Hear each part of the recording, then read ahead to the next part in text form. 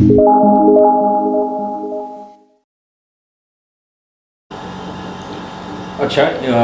इतिहास में हमेशा इस बात को लेकर के कहीं न कहीं विवाद की स्थिति या फिर मतभेद की स्थिति रहती है कि इतिहास का महानतम शासक कौन है?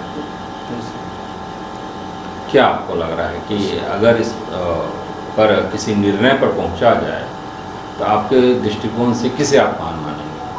सर, इतिहास में ऐसे तो कई महान शासक हुए हैं, लेकिन मेरे दृष्टिकोण से सर, अगर हम एंसेट की बात करें तो अशोक, और अगर हम मिडाइवल की बात करें तो अकबर। इन दो शासकों को मैं ग्रेट मानता हूँ, मैं महान शासक मानता हूँ। दोनों में तो कोई श्रेष्ठ होंगे, दोनों में से अगर चूज करना पड़े सर, तो आप किनके साथ जाना चाहिए? सर, चूँकि दोनों शासकों के बीच सर कालक्रम का काफ़ी ज़्यादा अंतर है, 1000 ईयर से भी ज़्यादा का अंतर है। इसलिए दोनों शासक सर अपने अपने टाइम फ्रेम के हिसाब से, अपने अपने काल के हिसाब से महान थे। अगर सर मैं अशोक की बात करूं तो अशोक का धम्म नीति, जो उनकी एक वैदेशिक नीति भी थी, काफ़ी हद तक सफल रही थी। अशोक ने अपने धम्म नीति के जरिए भेरी घोष को रण घोष को छोड़कर जो है भेरी घोष की नीति अपनाई थी। इसके जरिए जनता को सर उन्होंने डिसिप्लिन कर एक शासक जो है जनता को डिसिप्लिन कर बिना तलवार उठाए कैसे शासन कर सकता है, ये अशोक ने दिखलाया था। और साथ ही साथ धार्मिक सहिष्णु शासक थे, धार्मिक रूप से काफ़ी सहिष्णु थे। बौद्ध धर्म भी फल फूल रहा था, ब्राह्मण धर्म भी फल फूल रहा था, जैन धर्म भी फल फूल रहा था। तो धर्म के मामले में भी काफ़ी सहिष्णु शासक थे। उनकी विदेश नीति भी काफ़ी बेहतरीन मानी जाती है। इस समय सर कला और वाणिज्य व्यापार का भी जो है काफ़ी ज़्यादा सर विकास हुआ था। तो अशोक सर अपने समय में जो थे, अपने समय के महान शासक थे। और दूसरी ओर सर अकबर की अगर बात करें तो अकबर भी अपने आप में सर महान शासक हैं। उनका टाइम पीरियड सर बिल्कुल डिफरेंट है, ये मिडाइवल इंडिया के शासक है। इस समय अगर अकबर के समय की सर बात करें तो उन्होंने जो सर सामाजिक समन्वय की नीति का जो परिपालन किया, क्योंकि उस समय की जो बहुसंख्यक जनता थी वो हिंदू थी, जबकि उन पर शासन करने वाले शासक, मुट्ठी भर शासक जो थे वो मुस्लिम थे। तो ये अपने आप में काफ़ी बड़ी बात है कि एक मुट्ठी भर व्यक्ति जो कि दूसरे धर्म के, मुस्लिम धर्म के हैं, वो बहुसंख्यक जनता के ऊपर शासन करते हैं। और केवल शासन ही नहीं करते बल्कि दोनों के बीच में एक अच्छा कोरिलेशन पे स्टेबल करते हैं। अकबर की राजपूत नीति को देखा जाए, धार्मिक सहिष्णुता की नीति को देखा जाए, अकबर के द्वारा मजहरनामा की स्थापना करना या इबादत खाना की स्थापना करना, जिसमें अलग अलग धर्माचार्यों को इकट्ठा कर अलग अलग धर्म के मुद्दे पर जो डिबेट करवाना, उनकी धार्मिक सहिष्णु होने का जो है ये परिचायक है। अगर हम सर अर्थव्यवस्था की बात करें अकबर की पीरियड की सर, तो उसमें कहा जाता है सर कि पूरी दुनिया के जीडीपी का 1/4 जो था हमारे देश में ही था। तो आर्थिक दृष्टिकोण से भी हम सोने की चिड़िया थे, समृद्ध थे। और अगर हम कला की बात करें तो मुगल काल में सर ताजमहल हो गया, या दूसरे बहुत सारे, जैसे शाहजहाँ के द्वारा निर्मित लाल किला हो गया, अकबर के द्वारा बनाया गया बुलंद दरवाज़ा हो गया, या सिकंदराबाद का महल हो गया। बहुत सारे ऐसे आर्किटेक्ट के भी मॉन्यूमेंट्स ऐसे बने हैं जो काफ़ी बेहतरीन है और अपने समय की सुदृढ़ता को, अपने समय के समृद्धि को दिखाते हैं। क्योंकि सर काफ़ी शांति का काल था, अकबर का पीरियड काफ़ी शांति का काल था। तो इस समय आध्यात्मिक रूप से भी काफ़ी जो है विकास देखने को मिलता है।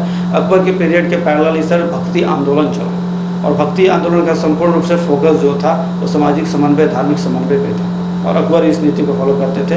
इसलिए सर दोनों को अलग कर ना देखें, ज़रूरत है सर दोनों को एक साथ मिलाकर देखें। अगर दोनों को सर साथ में मिलाकर देखें तो दोनों, अकबर और अशोक, दोनों सर भारतीय इतिहास के महानतम शासक हैं। महान ही नहीं, महानतम शासक माने जा सकते हैं। दोनों मिल करके महान। बिल्कुल सर, बहुत अच्छा। ये ठीक है।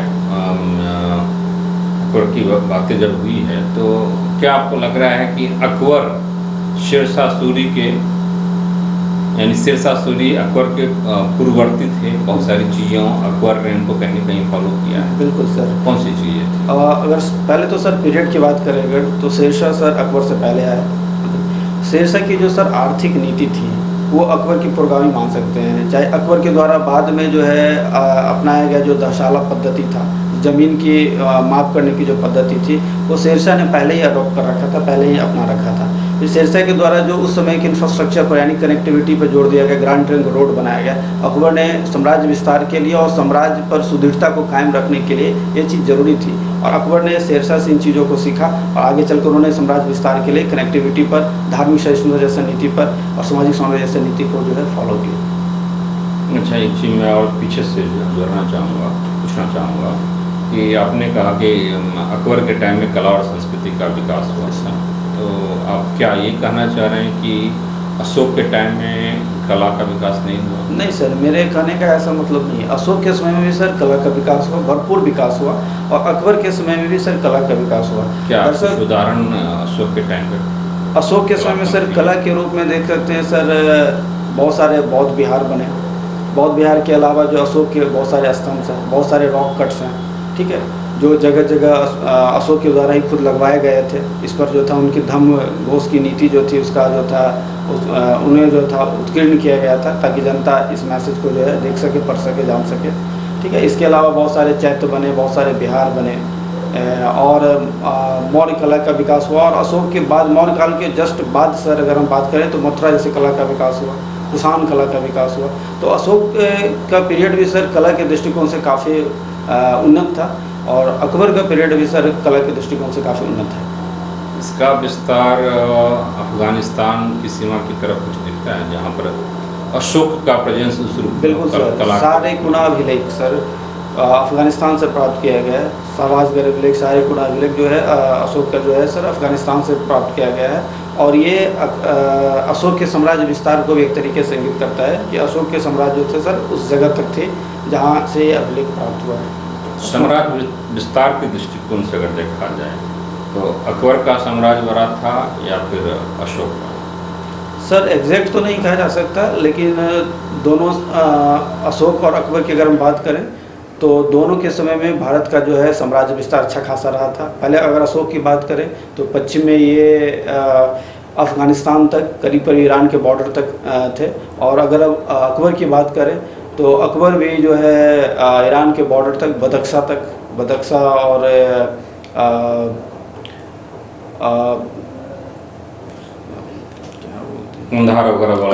कंधार, बदख्शा और अफ़गानिस्तान की राजधानी काबुल तक जो था सत्ता का जो था सब विस्तार था। और इधर अगर ईस्टर्न पार्ट में अगर बढ़ें तो अशोक का कहाँ तक था और अकबर का कहाँ था? सर अगर ईस्टर्न पार्ट की बात करें तो चूँकि अशोक की धम्म नीति जो थी वो विदेशों में भी प्रचारित और प्रसारित हुई थी, तो ईस्टर्न पार्ट में सर अशोक ने अपने धम्म नीति के जरिए सर विदेशों से अच्छा संबंध कायम किया था। और पूर्व में सर इनका बंगाल तक और इधर कलिंग यानी उड़ीसा तक जो था इनका विस्तार था, और साथ ही साथ विदेशों से सर इनका अच्छा संबंध था। और अकबर का कहाँ तक था? अकबर पूर्व में साम्राज्य विस्तार? पूर्व में सर अकबर का भी साम्राज्य विस्तार सर बंगाल और असम के बॉर्डर तक था। अच्छा, अलाउद्दीन खिलजी की कौन सी बातें आपको अच्छी लगती है? सर एक तो सर अलाउद्दीन खिलजी एक साम्राज्यवादी शासक थे, इनका साम्राज्य विस्तार काफ़ी व्यापक हुआ उस समय। लेकिन अलाउद्दीन खिलजी की जो सबसे महत्वपूर्ण बात होती है उनकी सर वो बाजार नियंत्रणकारी व्यवस्था। बाजार नियंत्रणकारी व्यवस्था के तहत क्या अलाउद्दीन के द्वारा क्या बाजार को सर नियंत्रित किया गया था, मतलब महंगाई को सर नियंत्रित किया गया था, ताकि आम लोगों के लिए जरूरी जो भी ज़रूरत की जो सामानें हैं वो सर्वसुलभ भी हो सके और उचित और वाजिब दाम पर सर्वसुलभ हो सके। और ये नीति सर मुझे सबसे ज़्यादा प्रभावकारी लगती है, ये साम्राज्य विस्तार के लिए भी महत्वपूर्ण थे। अच्छा, लोक कल्याणकारी शासन व्यवस्था अगर मध्यकाल में किसी शासक में देखा जाए तो किसमें सबसे ज़्यादा दिखता है और उसका प्रभाव कहीं न कहीं बाद के टाइम में भी देखा गया है? सर ऐसे तो लोक कल्याणकारी शासन व्यवस्था कई शासकों में दिखता है सर। अगर अलग अलग काल के शासकों की बात करें तो सबसे पहले सर मैं जो नाम लेना चाहूँगा वो फिरोज शाह तुगलक, ठीक है। फिरोज शाह तुगलक के द्वारा बहुत सारा ऐसा काम किया गया लोक कल्याण के दृष्टिकोण से, जैसे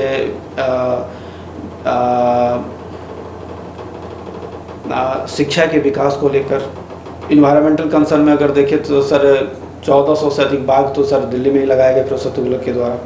इसके अलावा जो था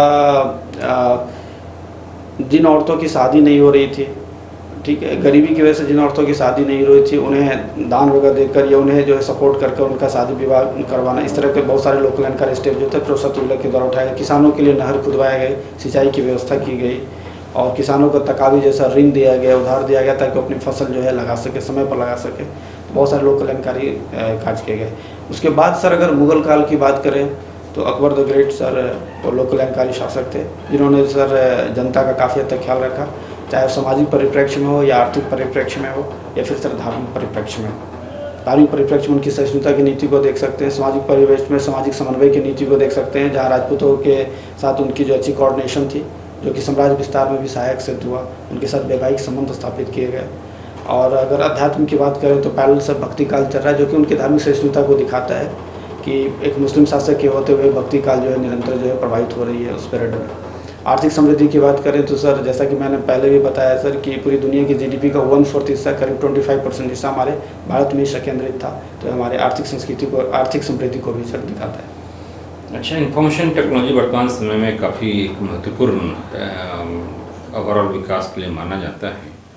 अब इतिहास के आप स्टूडेंट्स हैं, आप ये बताइए कि मध्यकाल में किस शासन की सूचना तंत्र आपको सबसे अच्छी लगती है, या काफ़ी समृद्ध सूचना तंत्र थे? सर, सूचना तंत्र की बात करें तो सूचना तंत्र के लिए कनेक्टिविटी होना काफ़ी ज़रूरी माना जाता है, खास करके रोड, क्योंकि रेल का सर उसमें विकास नहीं हुआ था, तो कनेक्टिविटी का माध्यम जो थी सर रोड थी। और रोड बनाने के लिए सर ऐसे तो कोई एक शासक का नाम लेना सर काफ़ी मुश्किल है, लेकिन कुछ एक शासक का मैं नाम सर लेना चाहूँगा जो इस दृष्टिकोण से काफ़ी बेहतरीन माने जा सकते हैं, जिसमें सर एक अलाउद्दीन खिलजी, जिन्होंने इस पर सर काफ़ी वर्क किया, और आगे चलकर सर शेरशाह सूरी, जिन्होंने ग्रैंड ट्रंक जैसा रोड बनाया जो बंगाल से लेकर जो है आपके वर्तमान पाकिस्तान तक जाती है, क्योंकि इस कनेक्टिविटी के जरिए सूचना तंत्र को आप पुख्ता कर सकते हैं। बाद में अन्य मुगलकालीन शासक जैसे अकबर या फिर बाद में औरंगजेब या दूसरे शासकों ने भी सर इस पर फोकस किया। चलिए, एक अंतिम सवाल, चूँकि आप छात्र इतिहास के छात्र हैं, इसलिए हमारी भी जिज्ञासा इतिहास के प्रति, ये बताइए कि इतिहास है या होना चाहिए? सर, एक तो इतिहास है भी और सर होना भी चाहिए। जहाँ तक सर इतिहास है का सवाल है, तो इतिहास है का मतलब सर, जहाँ तक मैं समझता हूँ सर, ये फैक्ट्स एंड फिगर है। तो इतिहास में ऑलरेडी सर फैक्ट्स और फिगर है, और इतिहास होना चाहिए का मतलब है सर इसका सही तरीके से इंटरप्रिटेशन।